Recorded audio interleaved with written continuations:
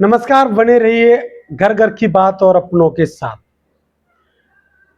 अब देश में लगातार बढ़ते हुए विरोध को, देश में बढ़ती हुई तमाम जाहिलों की बातों को लेकर हम आपसे चर्चा करने वाले हैं। और आज चर्चा का विषय है बाबा साहब डॉक्टर अंबेडकर की प्रतिमा के साथ देश भर में छेड़छाड़, कभी तोड़ना, कभी कुछ करना, कभी उनकी प्रतिमाओं को, कभी उनके विचारों को, तो कभी उनके तमाम बाबा साहब डॉक्टर अंबेडकर का जो बड़ा विचार, खासकर ग्वालियर में आप सभी लोगों ने सुना होगा, और ग्वालियर में ये विचार लंबे समय से चल रहा है। आप देख ही रहे हैं, 1 साल से करीब होने के लिए जा रहा है। और बाबा साहब डॉक्टर अंबेडकर की प्रतिमा का जो विवाद है, वो ग्वालियर में बड़ा विवाद बन गया है। अभी हाल ही में बाबा साहब डॉक्टर अंबेडकर की प्रतिमा को खंडित किया गया है। छोटी मोटी प्रतिमा नहीं, एक बड़ी विशाल प्रतिमा को खंडित किया गया। यह प्रतिमा कहाँ पे लगी है? ये प्रतिमा लगी है ग्वालियर के डबरा में। डबरा में शुगर मिल पर यह प्रतिमा लगी हुई है। इसको खंडित करने वाला जो व्यक्ति है, उसके खिलाफ अभी तक कोई सबूत नहीं जुटा पाई पुलिस, और ना ही उसको पकड़ा गया है।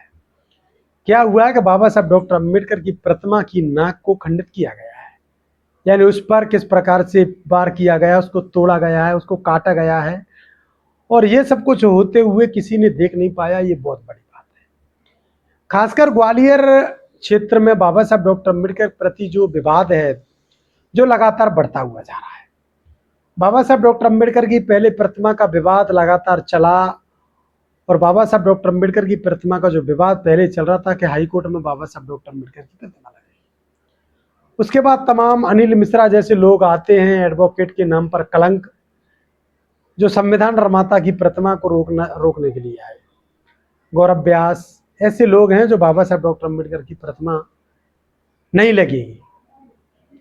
क्योंकि ये बाबा साहब डॉक्टर अंबेडकर की प्रतिमा इसलिए लगे कि बाबा साहब डॉक्टर अंबेडकर की एक जाति उन्होंने निश्चित कर दी है। हालांकि महापुरुषों की कोई जातियां नहीं होती है, लेकिन उन्होंने निश्चित कर दी कि बाबा साहब डॉक्टर अंबेडकर दलित हैं, दलितों के लीडर हैं, और दलितों के लीडर की प्रतिमा नहीं लग सकती। बस विवाद इसी बात का है। उसके ऊपर से विवाद होता है, कहा जाता है कि वो संविधान निर्माता नहीं है। ये मुहिम चलाई जाती है, और ये भी कहा जाता है कि संविधान निर्माता बाबा साहब डॉक्टर अंबेडकर नहीं है, संविधान निर्माता है बी.एन. राव। इतिहासकारों की माने तो बी.एन. राव ने ऐसा कोई योगदान नहीं दिया। वो विदेश में नौकरी करते थे। हालांकि उन्होंने कच्चा, पहले शुरुआती संविधान की कोई बातें तमाम चलती हैं, जैसे कॉकरोच पार्टी आई है, और कॉकरोच पार्टी के बाद हिट पार्टी, तमाम पार्टियां ऐसी आती रहती हैं। तो ऐसे जब संविधान सभा बनी होगी, तब ऐसे तमाम लोग सामने आते हैं कि मैं संविधान बना दूंगा, मैं संविधान का मसौदा तैयार कर दूंगा, मैं संविधान में ये कर दूंगा। जैसे कहते हैं कुछ बिन बुलाए बराती, तो कुछ बिन बुलाए बराती भी होते हैं। तब कुछ बिन बुलाए बरातियों से क्या बात कर सकते हैं? तो कहानी यही बनती है। तो ऐसे ही विवाद चला, बाबा साहब डॉक्टर अंबेडकर की प्रतिमा लगने नहीं देंगे, फिर प्रतिमा, हम बाबा साहब डॉक्टर अंबेडकर को संविधान निर्माता नहीं मानते। गौरव व्यास और अनिल मिश्रा के जो टीम है, वो तमाम इन बातों को लगातार कह रही है। जब ये बातें सामने, जब ये खत्म हो जाती है, प्रशासन उनको जेल में डाल देता है, उसके बाद से थोड़े दिनों के लिए ये थम जाता है। और ये थमने के बाद अब फिर से नया विवाद उत्पन्न हुआ। बाबा साहब डॉक्टर अंबेडकर की प्रतिमा अब डबरा में बाबा साहब डॉक्टर अंबेडकर की प्रतिमा को खंडित कर दिया जाता है। अब प्रशासन देख रहा है कि आखिर कौन लोग हैं जो प्रतिमा खंडित करने वाले।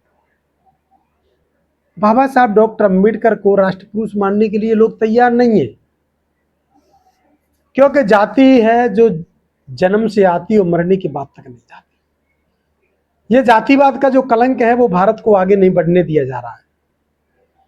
क्योंकि भारत में कभी धर्म की लड़ाई, कभी जातियों की लड़ाई बहुत आगे बढ़ती हुई जा रही है। जब भारत के अंदर कोई लड़ाइयां होती हैं, उन लड़ाइयों को विदेश जब संज्ञान लेता है, तो कहा जाता है कि नहीं, हिंदू हिंदू आपस में लड़ रहे हैं, इसमें कोई देश इंटरफेयर नहीं कर सकता, कोई बात नहीं। लेकिन किसी को नहीं पता, अन्य देशों को, कि भारत में 6743 जातियां भी हैं, जिनको बाबा साहब डॉक्टर अंबेडकर ने कलंक कहा था कि भारत के माथे पर लगा हुआ एक कलंक है, जो जातियों में विभाजित देश है। क्योंकि लोग एक ही योनि से पैदा हुए लोग हैं, जिनके 2 हाथ, 2 नाक, 2 कान हैं, लेकिन एक नीच और एक ऊंच कैसे है।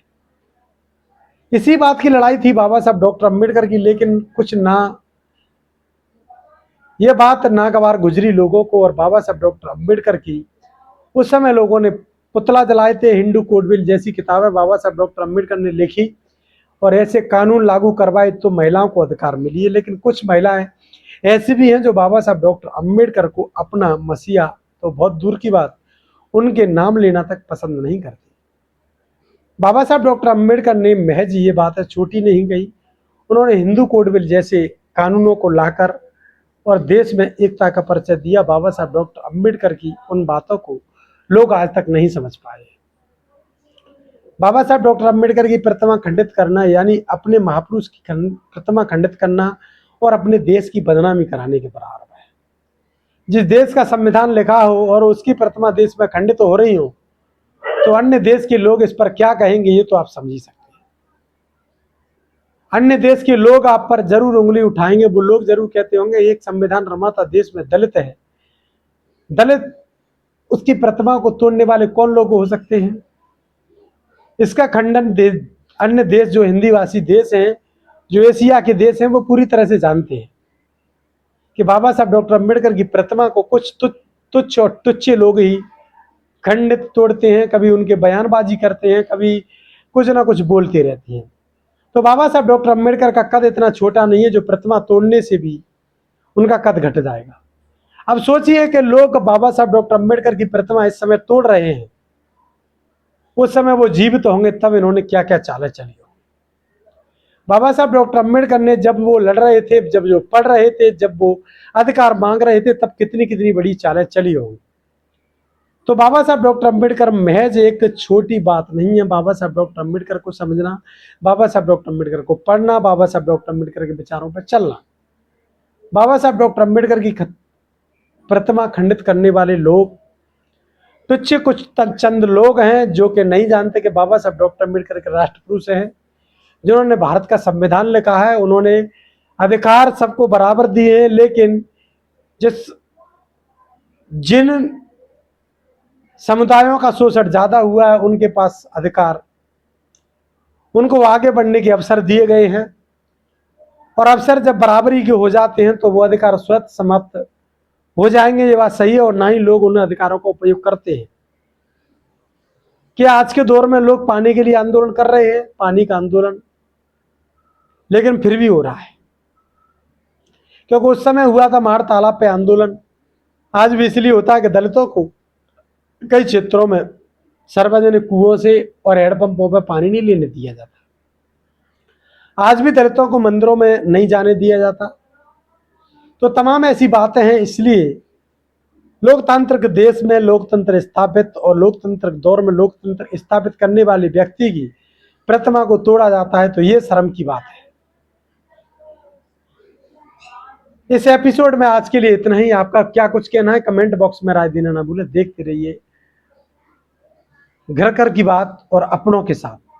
धन्यवाद। नमो बुद्धाय। जय भीम।